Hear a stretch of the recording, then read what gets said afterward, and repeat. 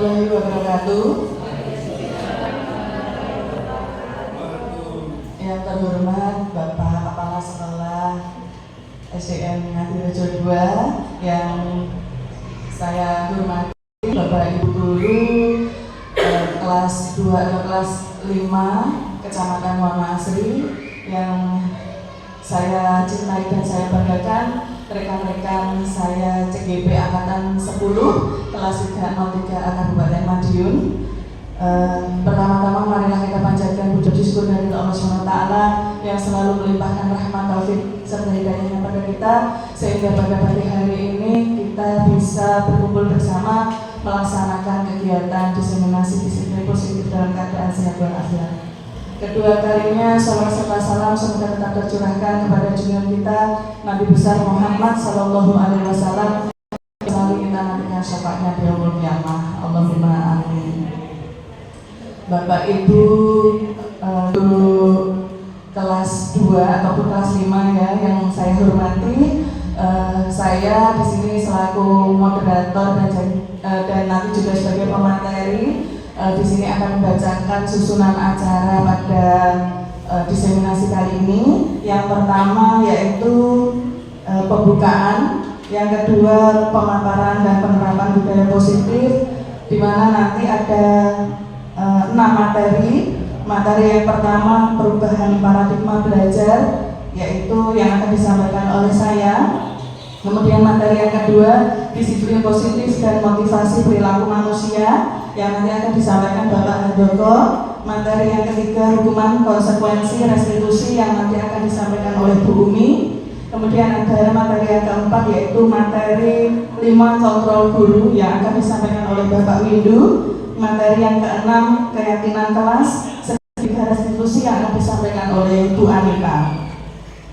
Kemudian acara yang ketiga yaitu tanya jawab dan tanggapan, yang terakhir adalah penutup. Baik Bapak Ibu, untuk membuka acara ini marilah kita bersama mengucap Bismillahirrahmanirrahim agar acara ini bisa berjalan dengan lancar. Bismillahirrahmanirrahim. Baik, untuk materi yang pertama akan langsung saya sampaikan terlebih dahulu ya. Oh izin maaf ya Pak, lupa. Ya, sebelum acara kita mulai, diawali dengan sambutan oleh Bapak Kepala Sekolah atau yang mewakili, mohon kami silakan kepada Bapak Rudi.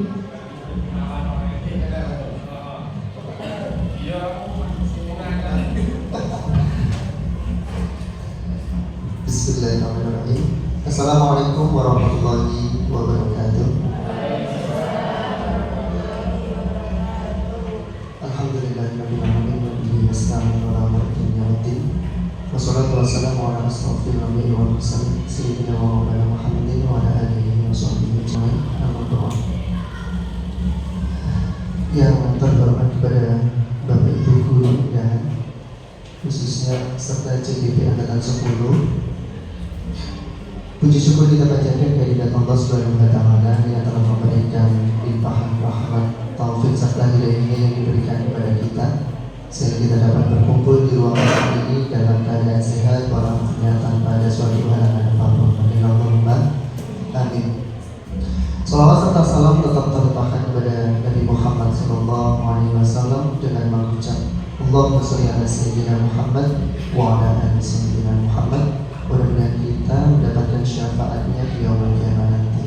Allahumma amin. Bapak Ibu Guru yang saya hormati, khususnya peserta CGP Angkatan 10, di sini saya mewakili dari kepala sekolah yang berhalangan hadir, dan hari ini ada kegiatan Angkatan 10 ya, CGP Angkatan 10 dengan tema diseminasi disiplin positifnya. Mudah-mudahan acara pada pagi hari ini dapat berjalan dengan lancar dan membawa manfaat untuk kita semuanya, dengan harapan diseminasi disiplin positif ini dapat diterapkan pada satuan pendidikan kita masing-masing, dengan harapan peserta didik kita itu mempunyai karakter yang memang karakter disiplin dalam semua hal yang nantinya akan bermuara pada visi misi tujuan sekolah masing-masing dan sesuai dengan profil karakter pelajaran Pancasila ya. Itu yang bisa diharapkan untuk kegiatan pada pagi hari ini dalam tema diseminasi disiplin positif. Dan saya pribadi sangat mendukung sekali dengan harapan yang sudah saya sampaikan tadi ya, menciptakan karakter disiplin positif yang baik untuk peserta didik kita. Itu saja yang bisa saya sampaikan. Ada kurang lebihnya saya mohon maaf. Wallahul muwaffiq ila aqwamit thoriq. Wassalamualaikum warahmatullahi wabarakatuh.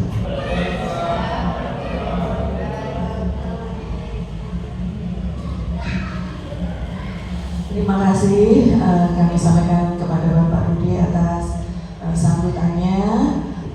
Baik Bapak Ibu, langsung saja ya, ini untuk materi yang pertama ini langsung dimulai saja nih Mas Yudhoy.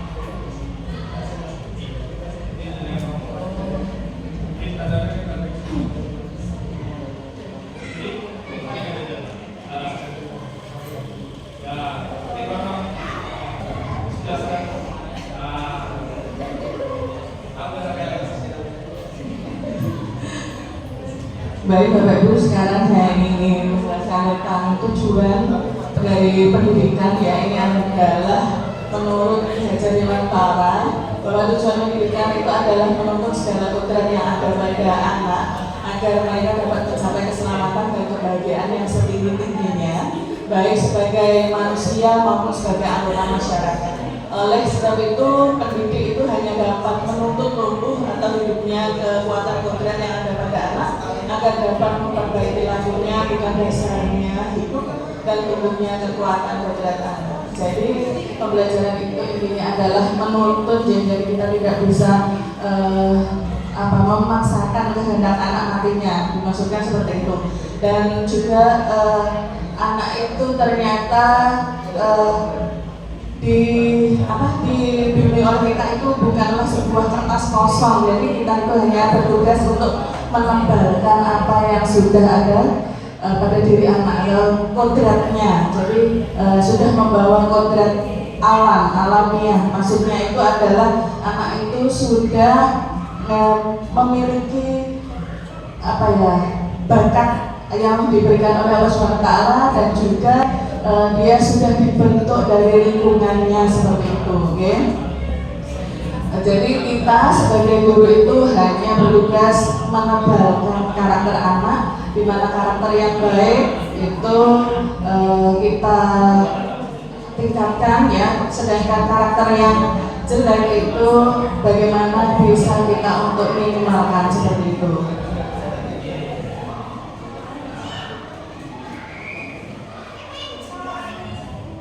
Nah, konsep utama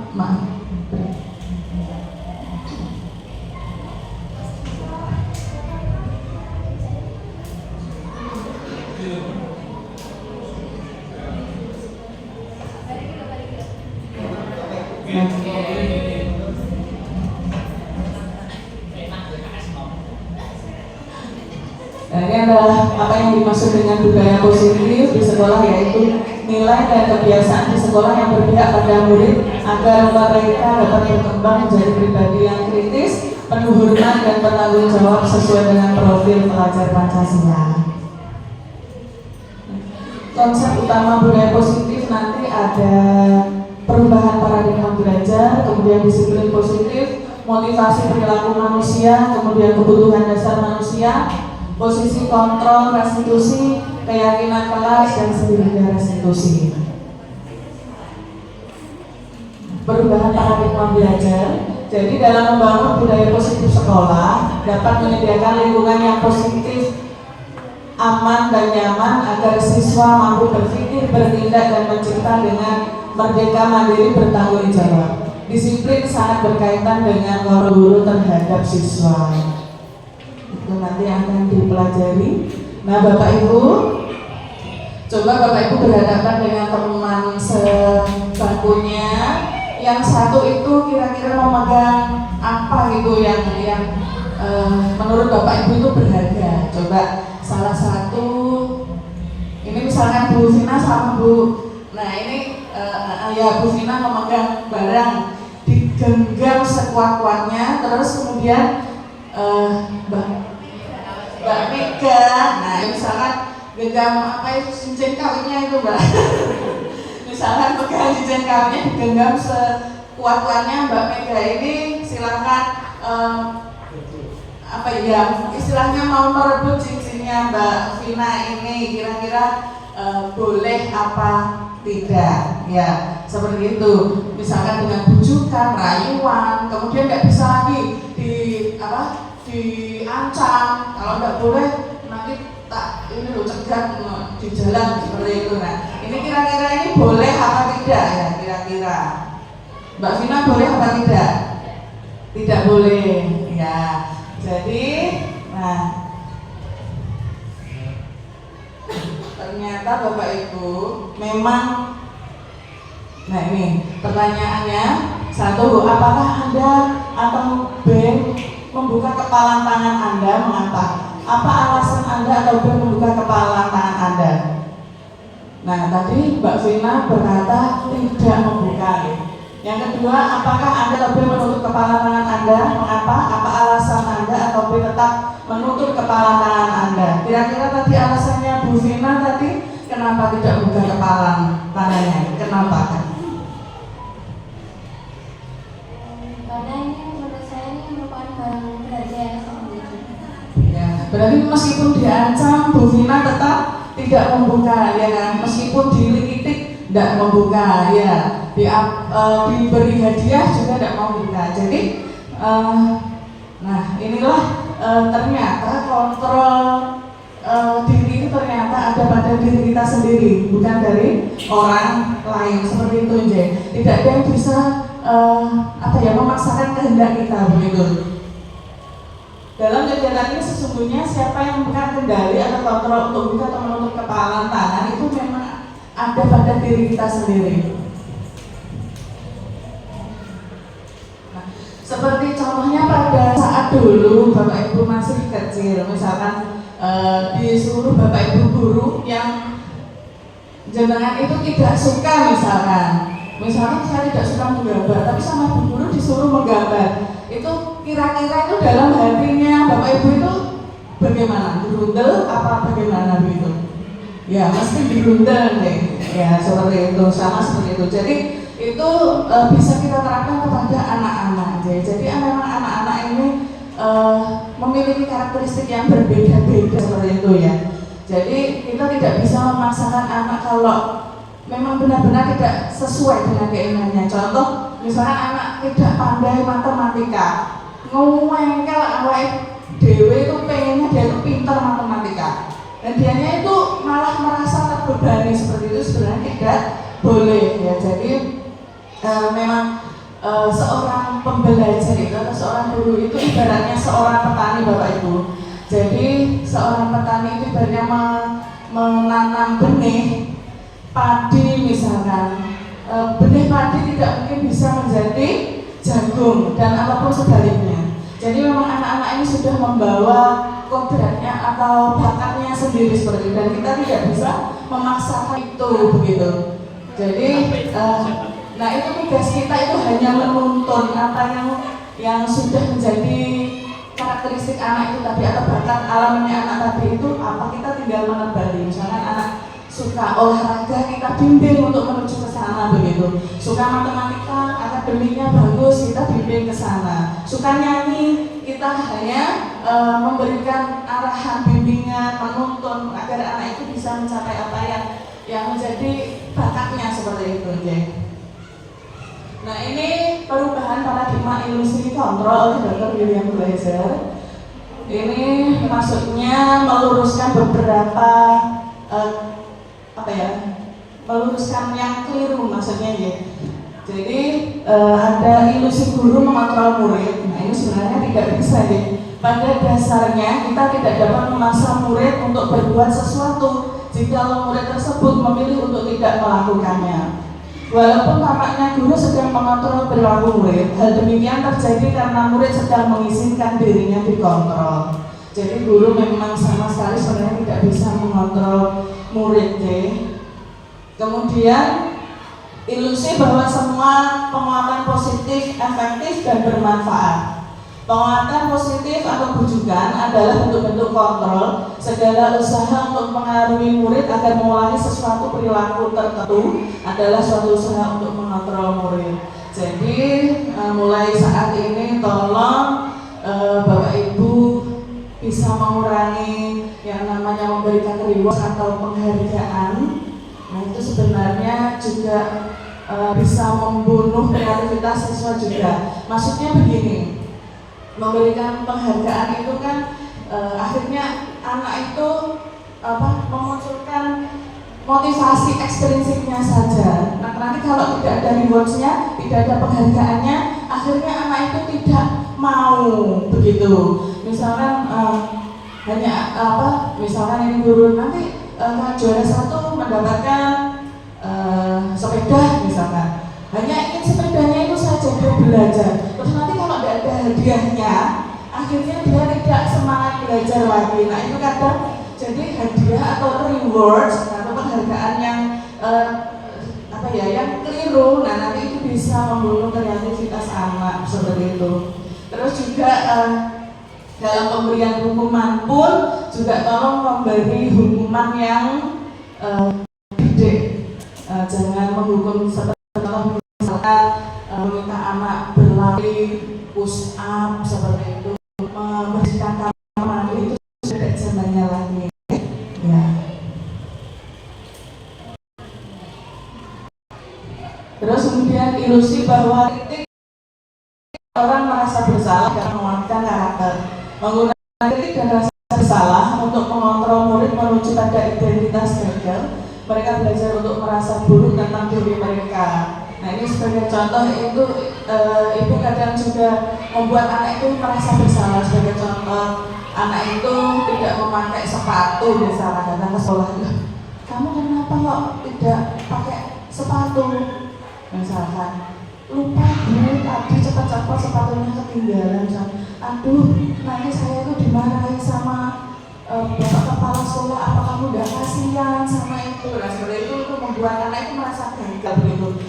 Gagal menjadi anak yang baik seperti itu juga tidak boleh dilakukan.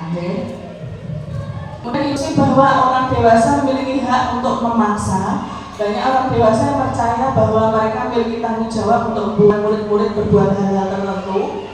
Pada saat itu pula orang dewasa akan menyadari bahwa perilaku maksa tidak akan efektif untuk jangka waktu panjang dan sebuah hubungan permusuhan akan terbentuk. Nah, ini jelas pemaksaan itu pada akhirnya akan tidak bagus untuk jangka panjang dan juga malah memberikan anak itu merasa dendam kepada kita begitu deh. Nah, ini bagaimana seseorang bisa berubah dari paradigma stimulus respon pada pendekatan teori kontrol. Ini diciptakan oleh Simon R. Covey, Principle Center Leadership tahun 1991 yang mengatakan bahwa bila kita ingin membuat kemajuan perlahan, sedikit-sedikit ubahlah sikap atau perilaku Anda. Namun bila kita ingin memperbaiki cara-cara utama kita, maka kita perlu mengubah kerangka acuan kita. Ubahlah bagaimana Anda melihat dunia, bagaimana Anda berpikir tentang manusia, ubahlah paradigma Anda, skema pemahaman dan penjelasan aspek-aspek tertentu tentang realitas. Jadi memang juga ada pepatah itu yang mengatakan bahwa jika kita ingin melihat dunia berubah, maka kita harus merubah diri kita terlebih dahulu.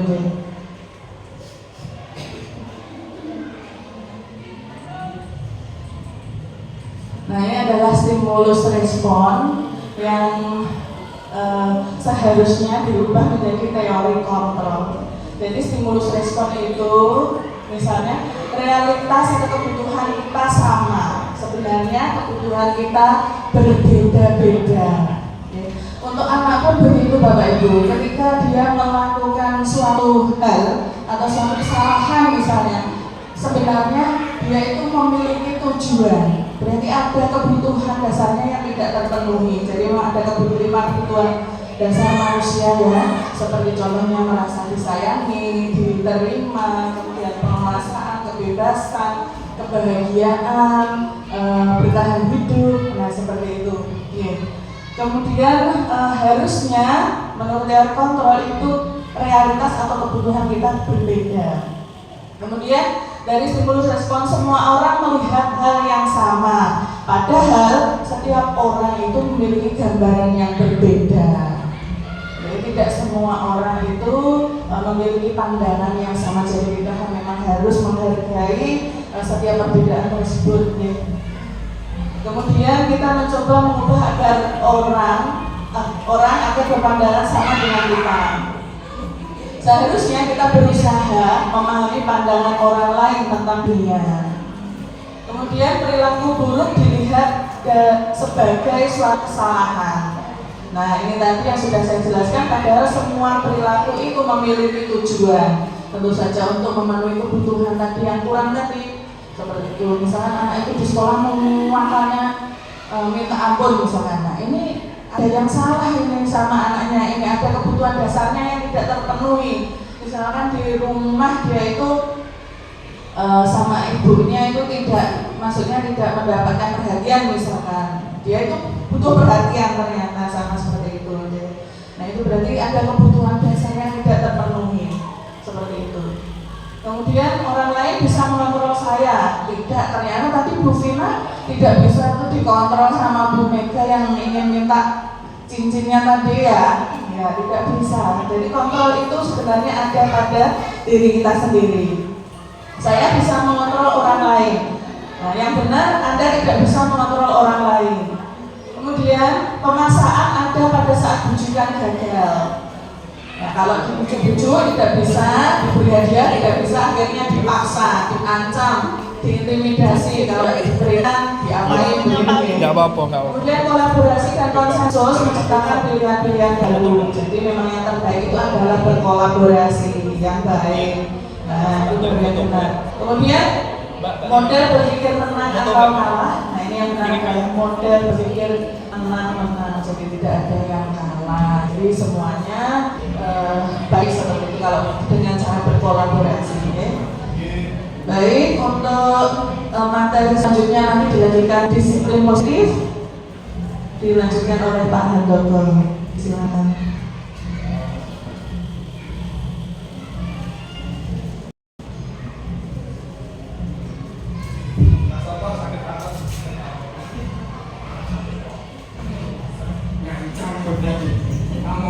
Terima kasih Bu Desita. Jadi tolong dinaik Mas.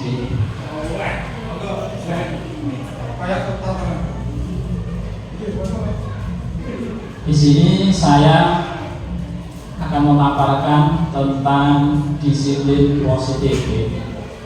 Jadi disiplin positif yang ditemukan oleh Ki Hajar Dewantara maupun Jens Colson, di mana kedua pakar pendidikan mengartikan disiplin sebagai bentuk kontrol diri, yaitu belajar untuk kontrol diri agar dapat mencapai suatu tujuan mulia. Tujuan mulia di sini mengacu pada nilai-nilai atau prinsip-prinsip mulia yang dianut seseorang. Kita namakan nilai-nilai tersebut sebagai nilai-nilai kebajikan yang universal. Jadi di dalam Ki Hajar Dewantara itu kita harus bisa menerapkan disiplin positif di dalam dunia pendidikan kita. Oke. Next. Kemudian nilai kebajikan, yaitu nilai-nilai yang kita hargai, yaitu nilai kebajikan merupakan sifat positif manusia yang merupakan tujuan mulia yang ingin dicapai setiap individu, yaitu nilai dalam profil pelajar Pancasila. Jadi di dalam profil Pancasila itu nanti kita bisa menerapkan semua tindakan, perilaku, karakter yang ada di sekolah kita, sehingga nanti kita harapkan anak didik kita itu terbentuk nilai positif. Oke, ya. Kemudian motivasi perilaku manusia.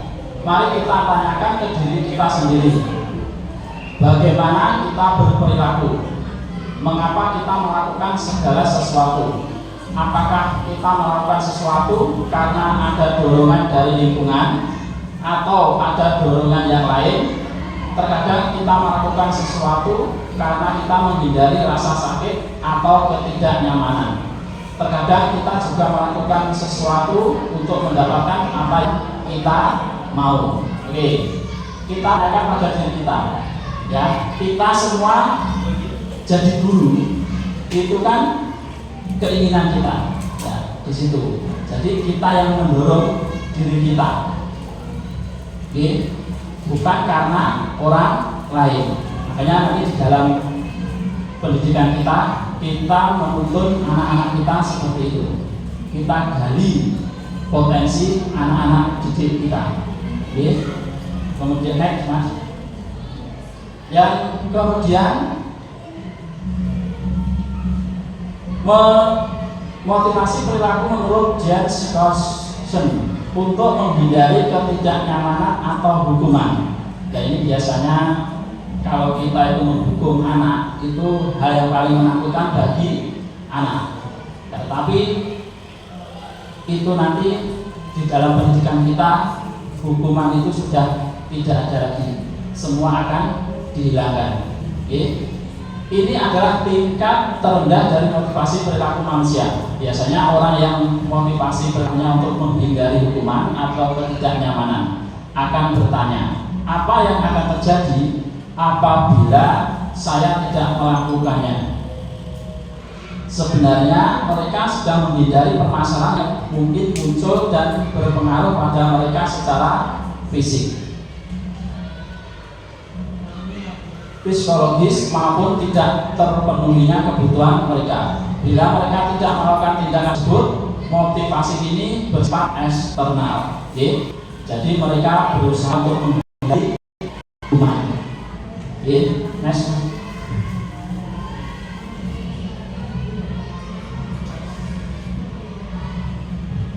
Kemudian untuk menjadi orang yang mereka inginkan dan menghargai diri sendiri dengan yang mereka percaya.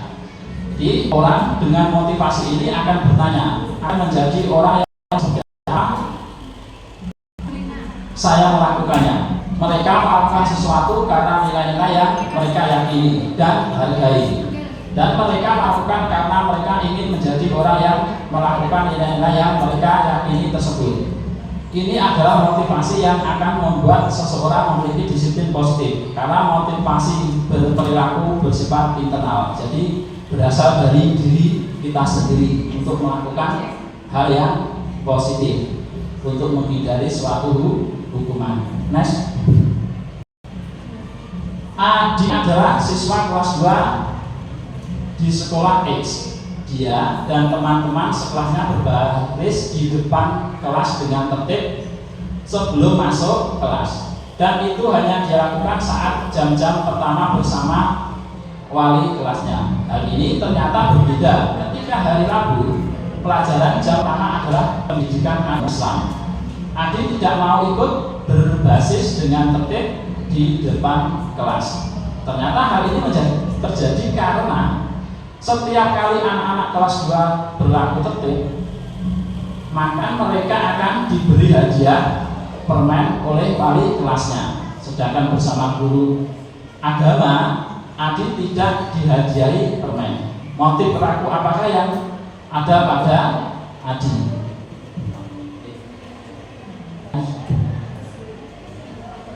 Hukuman konsekuensi restitusi. Jawab. Oke, jadi motivasi perilaku apa yang ada pada Adi? Ada yang bisa jawab?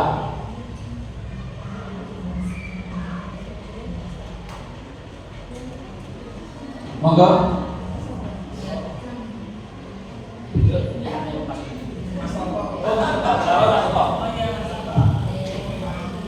Jadi kasusnya itu kalau dengan guru kelas dia itu dihadiahi permen, tetapi dengan guru agama dia itu tidak diberi permen.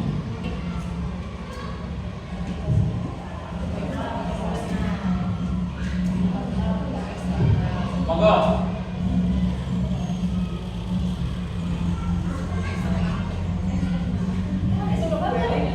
Nah, intinya eksternal atau internal itu apa? Eksternal. Jadi itu adalah motif yang eksternal.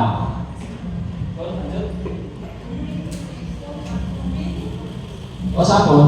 Oh iya. Untuk pemaparan berikutnya, hukuman dan konsekuensi restitusi akan disampaikan oleh Bu Umi. Monggo.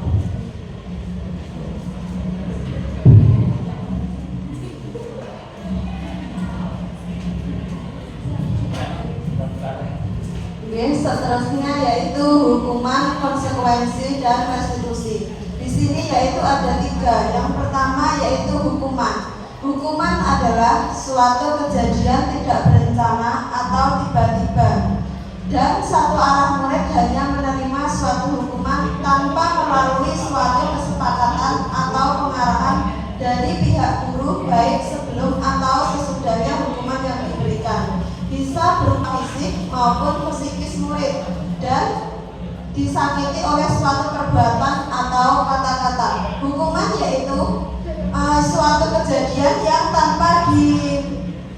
tanpa terancana oleh murid. Kemudian konsekuensi adalah suatu kejadian yang sudah berencana atau sudah disepakati, sudah dibahas dan disetujui oleh murid dan guru. Umumnya bentuk-bentuk konsekuensinya dibuat oleh pihak guru atau sekolah dan murid setelah mengetahui sebelumnya konsekuensinya yang akan diterima bila ada pelanggaran. Konsekuensi yaitu suatu kejadian yang telah kita sepakati dalam kelas sebelumnya atau keyakinan kelas. Kemudian restitusi. Restitusi adalah proses menciptakan kondisi murid untuk memperbaiki kesalahan mereka sehingga mereka bisa kembali ke kelompok mereka dengan karakter yang lebih kuat. Restitusi yaitu proses menciptakan kembali agar murid bisa mengikuti yang lebih baik. Hukuman, konsekuensi, restitusi yaitu ada 2 identitas, yaitu gagal dan identitas sukses. Yang pertama yaitu hukuman. Apa saja ini? Yaitu murid atau anak belajar menyembunyikan kesalahan. Kemudian yang kedua, mencoba mengontrol anak dengan penguatan negatif atau membayar impas kesalahannya. Kemudian yang ketiga, dampak dari murid yaitu murid akan merasa marah, merasa bersalah, kemudian marah, dia juga rendah diri dan mengasingkan diri. Kemudian tiba-tiba dia tidak diharapkan atau sangat melukai. Kalau kita menjatuhkan murid di depan, biasanya dia akan merasa tersakiti. Kemudian konsekuensinya yaitu murid atau anak belajar taat peraturan. Kemudian mencoba mengontrol anak dengan penguatan positif. Kemudian kehilangan hak, waktu jeda seorang diri, kemudian penahanan. Setelahnya yaitu sudah diketahui atau masuk akal. Kemudian restitusi dari hasilnya tadi yaitu murid atau anak belajar memecahkan masalah. Kemudian anak paham bahwa dirinya sendiri yang pegang kendali kontrol. Kemudian anak tidak kehilangan waktu namun bersemangat untuk memperbaiki diri. Selanjutnya yaitu berupa undangan atau mengadakan restitusi dengan orang tua atau teman-teman yang lain. Selanjutnya yaitu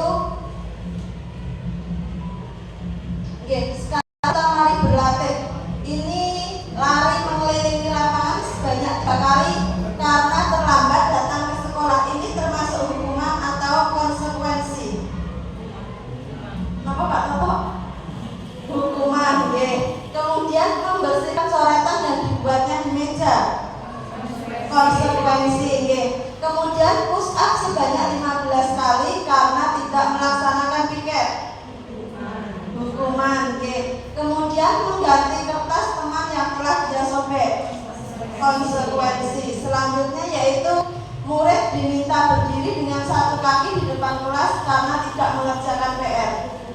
Oke, hukuman.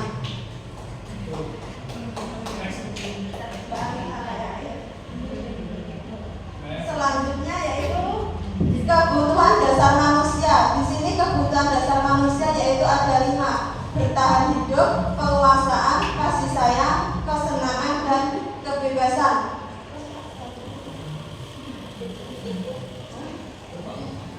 Selanjutnya yaitu kasusnya terjadi di SDN Ngadirejo 2. Pak Dito, guru kelas 6 di SD Ngadirejo 2, sedang bingung menghadapi ulah satu murid di kelasnya bernama Alza.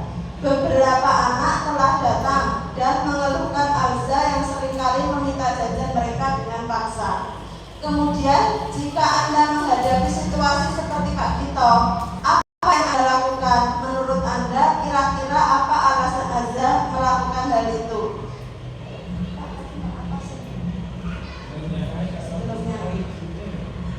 Mungkin ada yang tahu jawabannya dari tadi tentang kejadiannya Pak Dito dengan Alza tadi, termasuk apa?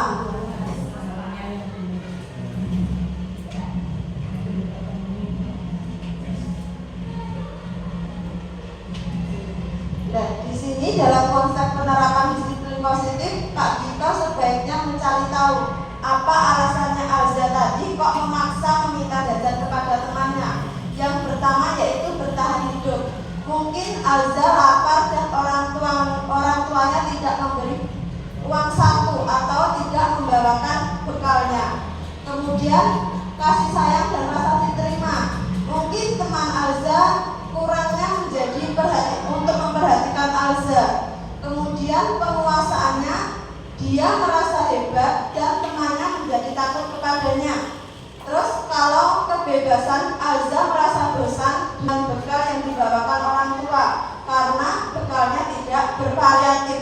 Mungkin yang dibawakan oleh ibunya itu saja, tidak ganti-ganti. Akhirnya anak merasa bosan dan meminta kepada temannya dengan paksa. Kemudian yang kesenangan, Alza hanya iseng dan menikmati ekspresi wajah temannya yang sedang kesal. Mungkin dia merasa pengen temannya, bagaimana keadaan temannya ketika dia meminta paksa.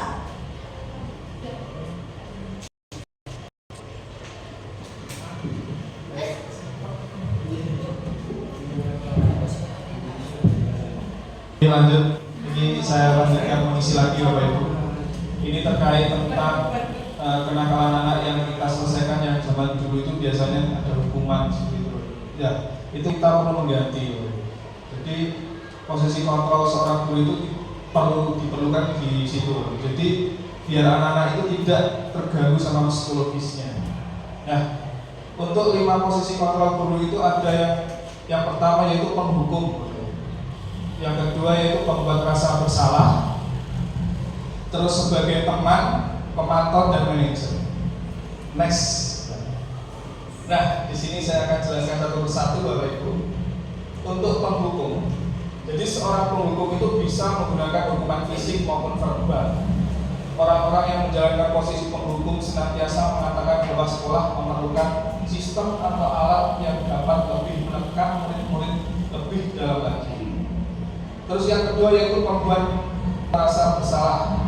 Pada posisi ini biasanya guru akan bersuara lebih lembut.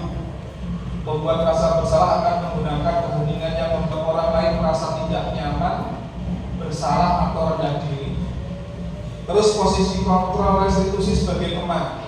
Guru pada posisi ini tidak akan menyakiti murid, namun akan tetap berupaya mengontrol murid melalui persuasi. Posisi teman pada guru bisa negatif ataupun positif. Positif di sini berupa hubungan baik yang terjalin antara guru dan murid. Nah, biasanya saya sering lakukan itu ya seperti ini, yang seperti teman. Jadi anak itu kalau seandainya kita lihat konsentrasinya kurang di kelas atau apa, nanti kita coba pendekatannya secara persuasif. Next. Dan posisi kontrol yang keempat yaitu memantau. Memantau berarti mengawasi. Pada saat kita mengawasi, kita bertanggung jawab atas perilaku orang-orang yang kita awasi. posisi pemantau berdasarkan pada peraturan dan konsekuensi. Jadi posisi pemantau itu ya kita itu mengawasi anak-anak Bapak Ibu. Kalau seandainya sudah dari awal pelajaran saja sudah tidak fokus, nah kita pantau, kita awasi. Jadi sehingga kita nanti kalau seandainya di akhir kelas atau di akhir mapel, kita nanti bisa tahu, oh anak ini kok nggak konsen. Terus yang berikutnya itu manajer. Manajer adalah posisi di mana guru berbuat sesuatu. Jadi setelah kita pantau, kita lakukan sesuatu sama dengan murid tersebut, mempersilahkan murid untuk mempertanggungjawabkan perilakunya, mendukung murid agar dapat menemukan solusinya. Jadi setelah memantau kita manajer, melakukan sesuatu dengan sebuah percakapan.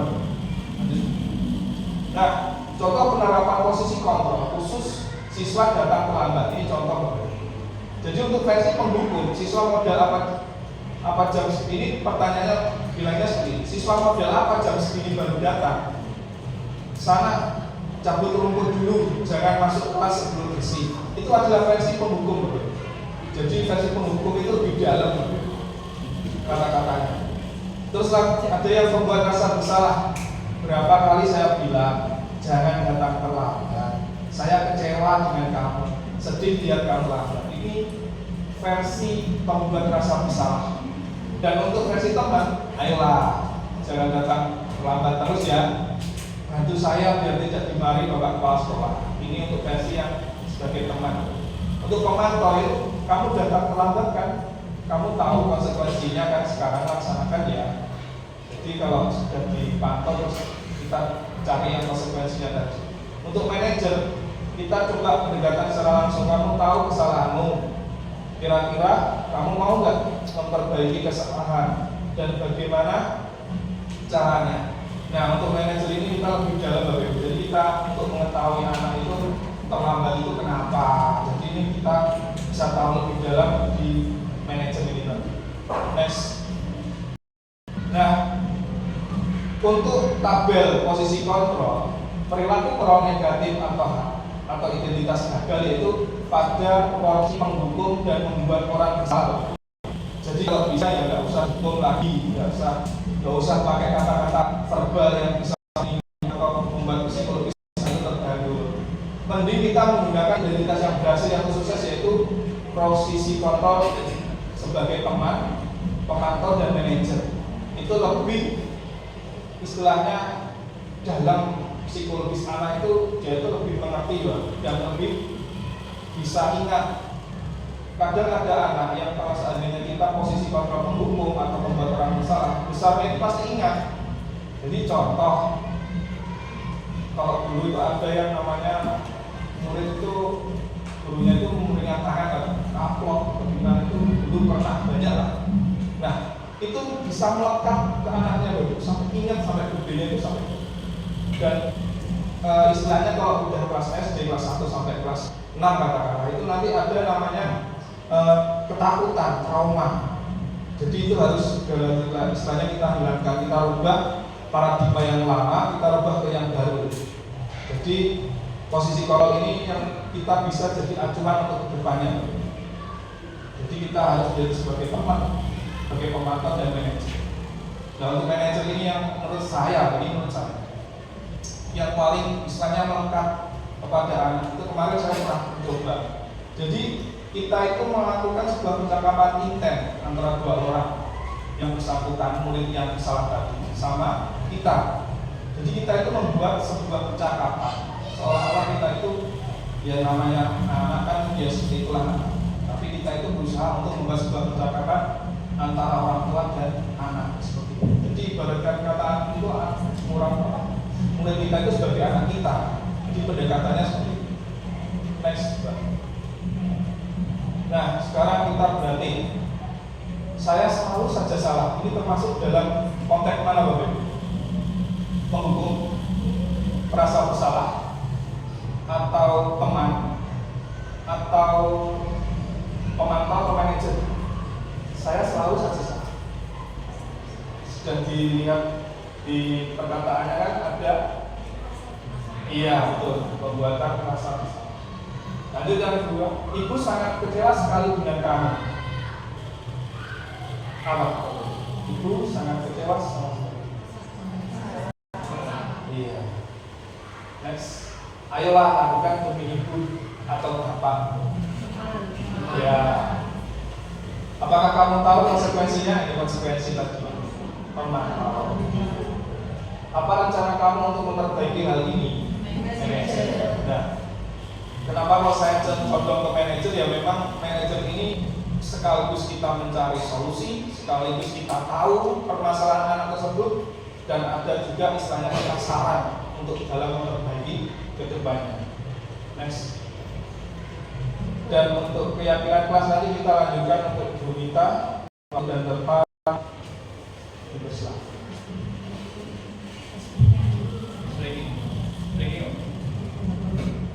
Terima kasih atas waktunya. Sebelum saya melanjutkan ke materi keyakinan kelas, mohon maaf saya minta Bapak dan Ibu untuk berdiri dulu. Kita mau ice breaking supaya tidak ngantuk ya. Karena monggo berdiri sebentar saja.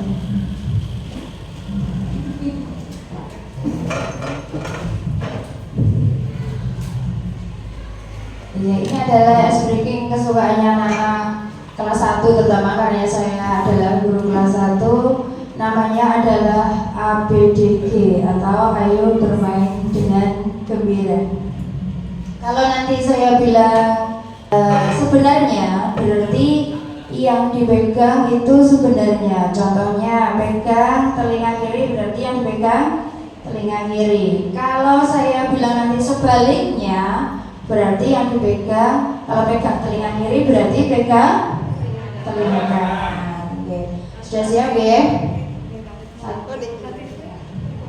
A B D G. Tiru kan? A B D G. Sebenarnya pegang pipi kanan. Ayo. Pegang lutut kiri. Pegang pundak kanan, pegang siku kiri, agak cepat ya. Pegang mata kiri, pegang telinga kanan, pegang pipi kanan.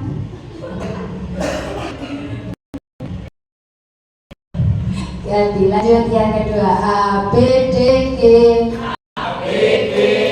Sebaliknya.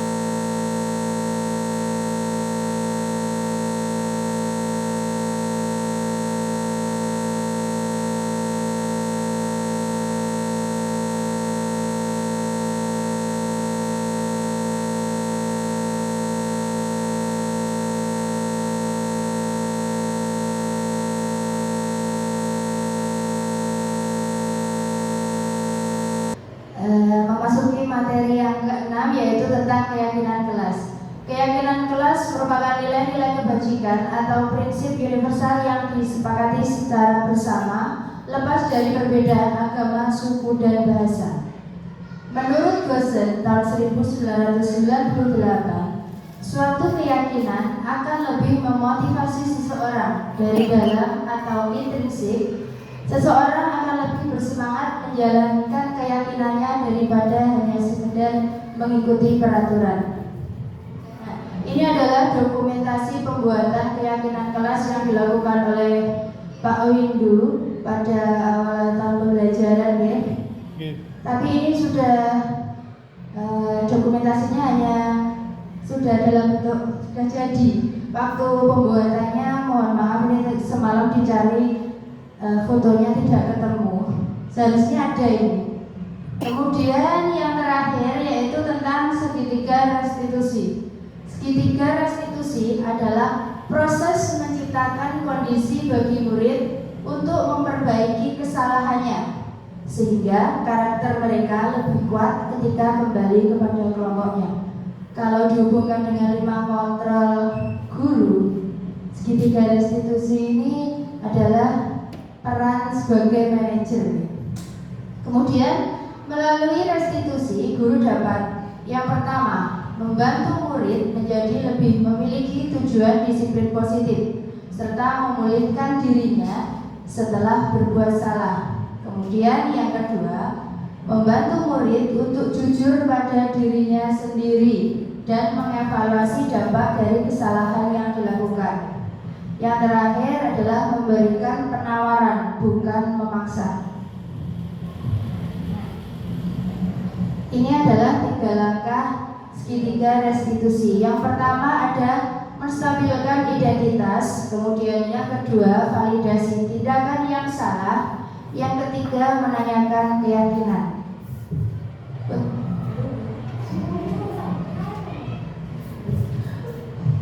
Untuk penjelasannya, menstabilkan identitas berarti mendorong siswa untuk berefleksi bahwa tindakannya salah. Kita mengajak siswa untuk mengetahui salahnya itu di mana, seperti itu. Kemudian validasi tindakan yang salah adalah upaya untuk membantu siswa mengidentifikasi kebutuhan dasar yang mendasari mereka melakukan salah. Selanjutnya adalah menanyakan keyakinan, artinya mengajak siswa menemukan cara untuk berperilaku lebih baik dan tidak melanggar tata tertib sekolah. Ini adalah kata-kata yang biasa diucapkan oleh guru saat melakukan langkah segitiga restitusi yang pertama, yaitu menstabilkan identitas. Berbuat salah itu tidak apa-apa. Kemudian guru juga biasa mengatakan tidak ada manusia yang sempurna. Kemudian yang ketiga, saya juga pernah melakukan kesalahan seperti itu. Selanjutnya kita bisa menyelesaikan masalah ini. Kamu berhak merasa begitu. Yang terakhir, bapak atau ibu tidak tertarik mencari siapa yang salah, tapi bapak atau ibu ingin mencari solusi dari permasalahan ini. Jadi guru tidak mengejar bahwa anak itu salah. Kita cari permasalahannya di mana, sebabnya apa, seperti itu. Kemudian validasi tindakan yang salah. Yang biasa diucapkan adalah seperti ini, kamu pasti punya alasan mengapa melakukan hal itu. Kemudian kamu patut bangga pada dirimu sendiri karena kamu telah melindungi sesuatu yang penting buatmu. Yang terakhir, menanyakan keyakinan.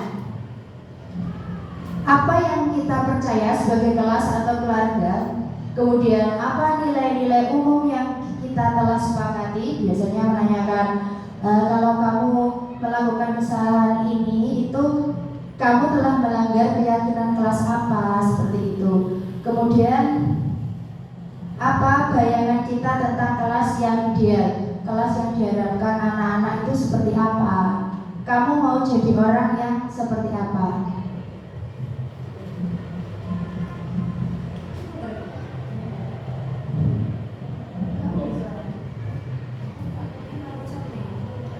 Ada suara nih.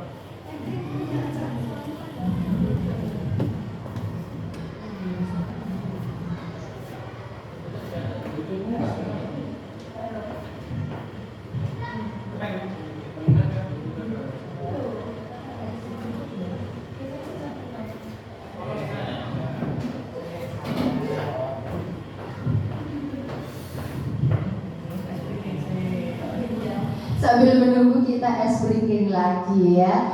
Ini adalah ice breaking tentang gajah dan semut. Kalau saya bilang gajah, jenengan jawabnya gajah besar tapi tangannya kecil, kebalikannya. Kalau semut kecil tapi tangannya besar ya. Kita coba dulu. Gajah besar. Pintar. Semut kecil. Semut gajah gajah semut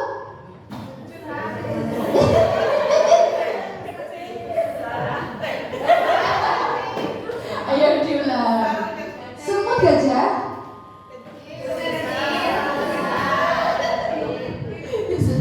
Nanti bisa dipraktekkan sama peserta didiknya di kelas.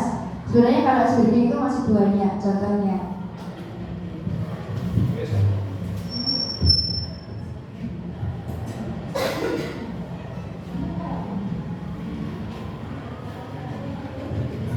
Ini adalah praktek segitiga restitusi yang saya lakukan di kelas saya.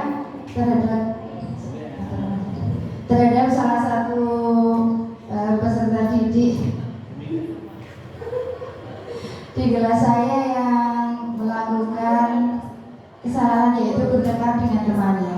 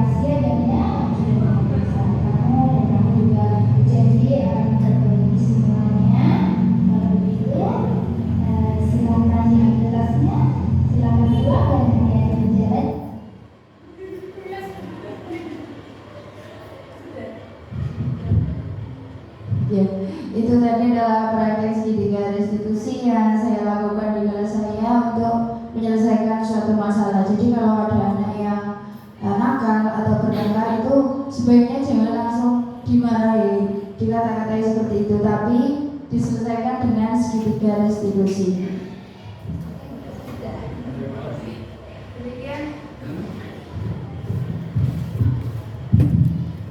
Demikian pemaparan dari kelompok kami tentang disiplin positif. Waktu kami kembalikan kepada Ibu Moderator yaitu Ibu Desa.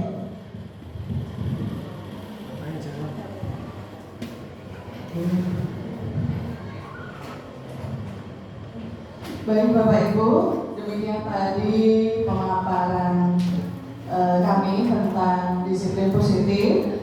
Berikutnya yaitu tanya jawab dan tanggapan.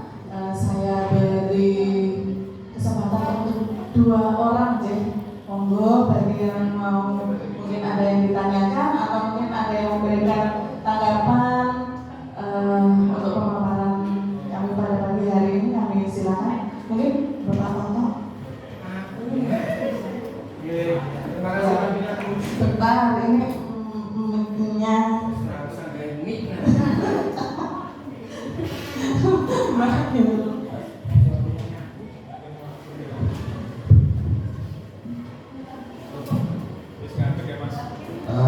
Terima kasih Pak Dian. Yang jelas ini di setiap lembaga itu pasti ada anak yang gimana ya, yang mempunyai kekurangan dalam arti hiper atau yang bagaimana. Yang jelas di kelas saya itu juga ada 2 anak yang kalau diajak itu tidak pernah mau. Setiap hari dan setiap masuk duduk pasti mainan. Setiap hari itu mainan dan yang satunya hanya muter saja. Tetapi tidak apa nih, gak jauh di konsol, cuma muter saja. Selain itu, setelah gimana ya, saya peringatkan anak itu, misalnya namanya ya saya gitu aja, Set, buku mundi naik tas Pak. Habis itu ditonin, cuma dikeluarkan saja. Saya suruh buka halaman sekian, itu cuma dibuka saja. Terus mainan lagi, ya cuma mainan yang ada di sekitar itu apa, bukan pasang seperti itu. Terus itu bagaimana bicara mengatasinya biar anak itu mau dan bisa. Ya, terima kasih, itu saja mungkin dari saya.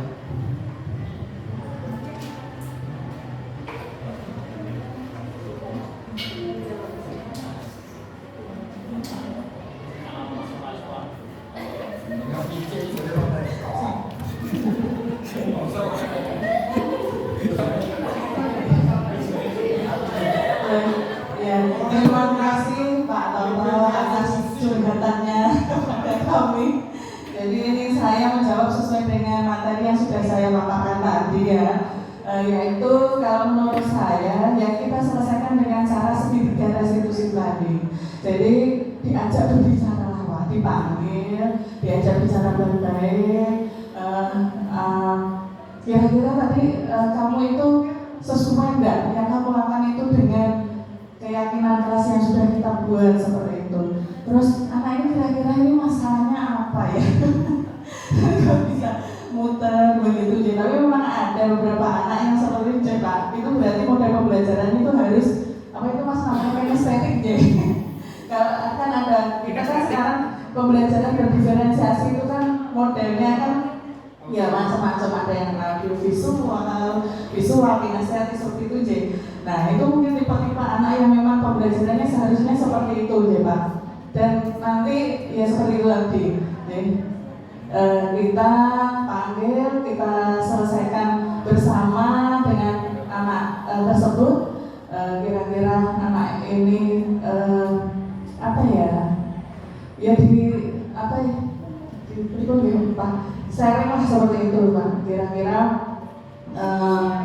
nanti kamu itu kira-kira dengan begini itu sesuai nggak sih sama diri kamu?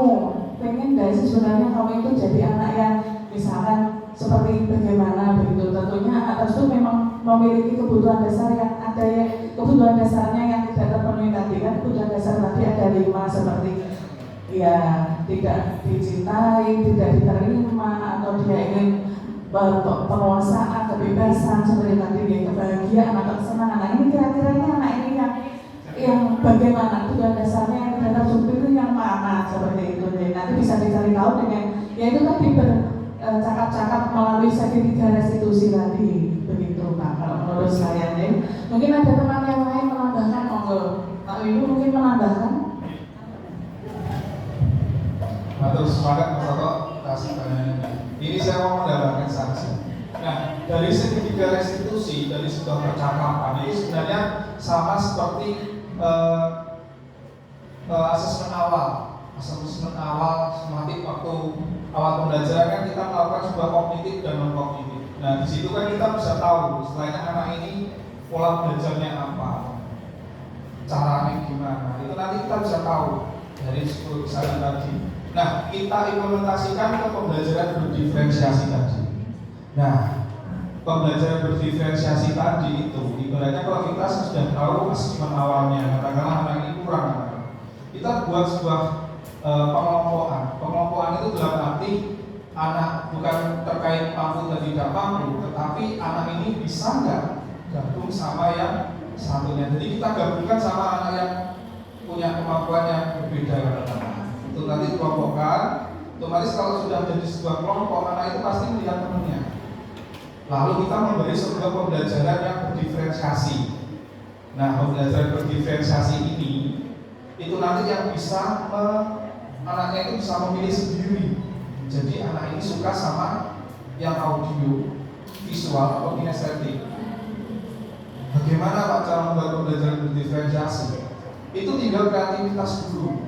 Yang kita bisa mengimplementasikan anak itu bisa melihat, mendengar, sama yang bisa bergerak, bisa pencet-pencet. Contoh, katakanlah saya kasih contoh. Ini yang secara manual ya. Anak-anak itu ini tentang pelajaran kebudayaan. Kebudayaan di sini kan ada dongeng. Kita lihat anak-anak itu di pembelajarannya di luar melihat pembelajaran dongeng. Secara harfiahnya itu audionya ada, visualnya ada, kinestetiknya anak itu nanti waktu sudah akhir itu nanti kita suruh berkarakter, praktek untuk kesukaannya apa. Katakanlah saya suka narinya Pak, jadi anak itu nari. Saya suka jadi butonya Pak, gerakan butonya lucu, anak itu seperti itu yang manual. Nah, yang untuk versi digital itu malah lebih mudah. Versi digital itu di dalamnya itu sudah ada tujuan pembelajaran, materinya itu anak-anak tinggal mengklik, otomatis kalau seandainya ada interaktif, anak itu pasti yang aktif itu suka. Otomatis juga interaktifnya ada, anaknya pasti membaca. Terus kalau seandainya ada yang temannya lihat video, otomatis juga dia itu terpengaruh juga. Ini kok bagus sekali, otomatis dia video. Otomatis audio, visualnya juga sudah bagus. Lalu kinestetiknya yaitu melakukan sebuah evaluasi. Evaluasi di media digital itu ada yang namanya evaluasi itu game pembelajaran. Jadi pembelajaran yang dibentuk dalam sebuah game. Kemungkinan ini belum dijalankan, tapi suatu saat nggak tahu itu nanti tahun ajaran baru nanti ada pelatihan sendiri khusus untuk membuat media digital. Nanti ini kasih bocoran mawon, setiap kecamatan nanti mengirimkan ke sekolah satu orang, dan targetnya itu satu kecamatan itu bisa membuat 3 sampai 5 itu target awal. Dari Mumonik infonya seperti itu. Nanti suatu saat tahun ajaran baru saya harap kalau memang dengan punya kemampuan istilahnya saya itu bisa. Jadi nggak usah nunggu ditunjuk, jangan mengajukan aja langsung ke kepala sekolah. Jadi yang paham komputer, yang jelas paham IT lah. Tapi saya yakin kalau jenengan mau usaha pasti bisa. Soalnya basic saya juga enggak programmer juga bisa. Istilahnya ada kemauan intinya seperti itu. Jadi nanti setiap sekolah nanti perwakilan satu orang nanti. Jadi kalau seandainya ada itu nanti jenengan ikut saja. Otomatis kalau jenengan bisa membuat media digital, direct nomor jenengan ada. Contoh JGP. JGP kalau waktu awal dengan tes praktek mengajar itu pakai digital, saya yakin lomba-lomba yang pernah saya ikuti rata-rata itu untuk digital belum ada yang bisa. Otomatis lancar. Ini saya kasih bocoran. Jadi saya harap untuk kecamatan Monasri khususnya itu adalah salah satu guru di SD-nya itu bisa digital. bisa membuat digital. Pak, saya basicnya itu bukan anak programmer, bukan anak IT, bukan anak TI. Nggak masalah.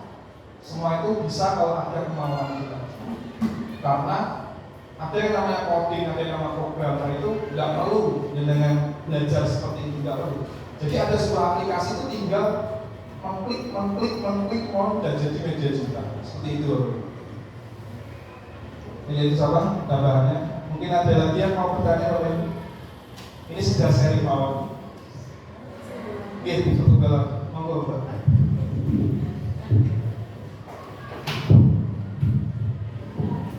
Terima kasih atas waktunya. Saya di sini mau tanya tentang hukuman.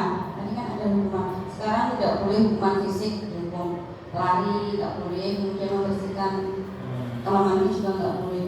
Mungkin selama ini tuh saya tidak pernah sedikit, tapi tak hukum biasanya itu menulis hatin, misalkan 3 kali atau mungkin nggak mengerjakan PR itu, misalnya tak suruh mengerjakan PR-nya itu misalkan 10, akhirnya menjadi 30 gitu. Kira-kira itu sudah tepat apa belum, atau mungkin bisa diberikan contoh lainnya lagi? Karena rasanya ini setiap hari nggak mengerjakan PR itu hukum, jangan. Iya loh, dan rasanya seperti itu. Biar jerah. Karena kalau yang sudah dikasih hukuman tulis 3 kali atau 3 lembar, kadang ada yang nulis, ada yang enggak. Terus rasanya pokoknya udah, terima kasih atas perhatiannya.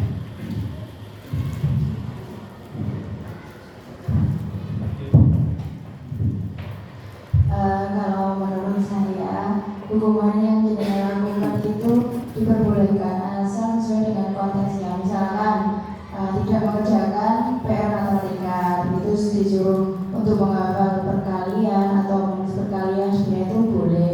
Terus kalau misalkan saat pelajaran PJOK seperti itu, anaknya itu pulang saja tidak segera ke lapangan, terus sama dengan diberi hukuman, sebenarnya bukan hukuman ya, apa ya Bu?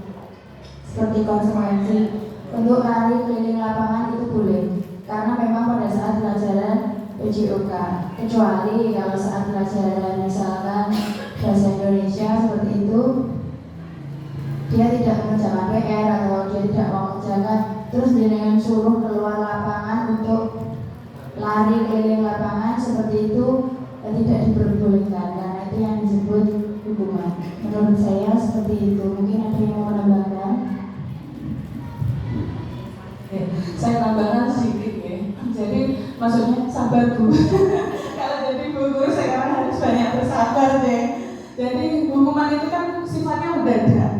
Dia nggak tahu anak misalnya perilakuan apa yang anak gitu langsung kita nggak tahu kok. Jadi itu nggak boleh Bu. Maksudnya dari diperbolehkan, kita harus melakukan seperti itu tadi deh. Ada langkahnya. Segitiga restitusi itu kan itu langkah start demi start begitu loh. Jadi anak itu melakukan ini tuh ada alasannya begitu loh Bu. Kita cari dulu alasannya, kita panggil, diajak bicaranya itu lebih itu kan namanya kolaboratif lah istilahnya. Jadi kita ajak bicara dari hati ke hati, dari maksudnya nggak lu langsung ujuk-ujuk, wes ayo kamu lari lapangan 100 kali nanti anaknya itu mendem, nanti malah kita nabrak nih ya. Iya sama aku. Jadi bukan seperti itu maksudnya. Jadi memang konsekuensi itu kan maksudnya anak itu jadi lebih bertanggung jawab atas apa yang sudah dilakukan. Misalkan mau lari kancane jambak koncone sampai bajunya bedel, misalkan beneknya cepot. Nah, hukumannya itu ya beneknya kuwi lo tolong jahitan. Nah, saya tidak bisa jahit Bu, misalkan. Belajar sama bapak ibu guru misalnya, ada yang bisa dipelajari. Jadi anak itu biar bertanggung jawab atas apa yang sudah dilakukan tadi seperti itu loh maksudnya. Biar dia itu tahu, oh nah aku ini salah ngene iki kudune berarti aku ngene. Aku ngene misalnya merobek bukunya teman, dia harus mengganti itu tadi karena apa ya, itu namanya merugikan. Dia harus bertanggung jawab seperti itu. Intinya anak itu diharapkan bisa bertanggung jawab atas apa yang sudah dilakukan, begitu tuh kalau menurut saya. Monggo Mas Zen mau menambahkan mungkin? Ya intinya kita di lima kontrol tadi ya, di manajer itu. Apapun yang terjadi, kita posisi yang aman di situ. Sama Bu Juli. Bahkan murid saya itu kalau upacara sudah tanggap, kalau dia tidak lengkap atributnya, dia patuh, Pak saya tidak lengkap, dan dia pun berdiri di sebelah utara. Itu juga hukuman, tetapi konteksnya itu kan dia anak itu menyadari kesalahannya, dan di situ di waktu yang tepat kedisiplinan dalam upacara. Jadi kita minta tolong untuk posisi yang tepat kita tetap di manajer. Walaupun sulit, tetapi gimana? Kita memang diharuskan seperti itu jadi guru. Orang dihantam kromo. Saya masih ingat waktu SD biasa pukul guru pakai penggaris biasa, pakai gunting biasa. Tetapi dengan era kemajuan sekarang tidak bisa. Nanti anak akan jadi berontak. Gitu. Ingat, anak itu pasti ingat. Wah, Pak Andoko saya juga ingat, nama gurunya juga ingat, maka masih hidup juga. Gitu. Jadi kita nanti bersama-sama paling aman pilih 5 kontrol yang manajer. Sambung.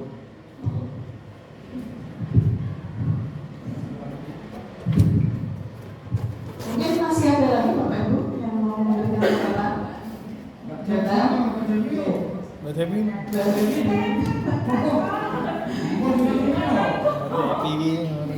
Baik, kalau sudah tidak ada yang memberikan pertanyaan maupun tanggapan, maka berakhirlah kegiatan diseminasi kegiatan pagi-pagi hari ini.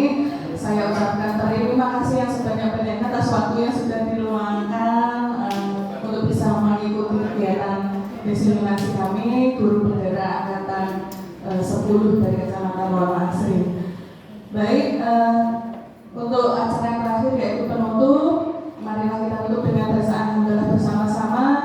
Alhamdulillahirrahmanirrahim. Saya selaku moderator mohon maaf apabila ada kata-kata yang kurang berkenan dari kalian semua. Sebelum saya tutup, ini ada pantun yang mungkin nanti bisa memotivasi Bapak Ibu untuk mengikuti guru penggerak. Pergi ke pasar beli ketoprak, cakep bebek, makin enak ditambah keju. Yuk ikut guru penggerak, cakep, untuk Indonesia maju. Terima kasih Bapak Ibu atas waktunya. Saya ucapkan sugeng kondur, semoga selamat sampai di rumah.